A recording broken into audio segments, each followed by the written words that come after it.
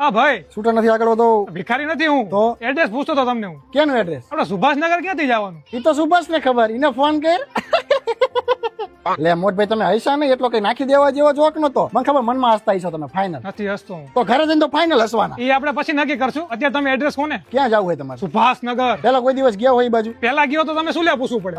જવાનું એડ્રેસ કહું કે પાછા આવવાનું? અરે જવાનું જ પૂછતું હોય ને. કેમ પાછું નથી આવવાનું? હવે જે રસ્તે જાય સીજ રસ્તે પાછું આવી. ઠીક, વાંધો નહીં. આ તો હું ખાલી કન્ફર્મ કરતો હતો. આપણા વચ્ચે આટલી બધી વાતચીત થઈ એટલે આપણે મિત્ર થઈ ગયા ને. તમે પાછા આવશો એટલે ચા પાણી નાસ્તો ને ભજીયા નહીં ખવડાવવા પડે તમારે મને. તમે એડ્રેસ કોને? શું ભજીયા લારી નું? તો અહીંથી આગળ જાવ ને એટલે ડાબા હાથે જ છે ભજીયા લારી, અસલ બનાવે. સુભાષનગર નું. સુભાષનગર માં લખાભાઈ લારી જેવા ભજીયા નો થયો. સુભાષનગર કઈ રીતે જવાય એ કોને યાર? એટલે અમુક હાલીને જતા હોય, અમુક રિક્ષામાં જતા હોય. તમારે શેમાં જવું હોય એ નક્કી કરી લો.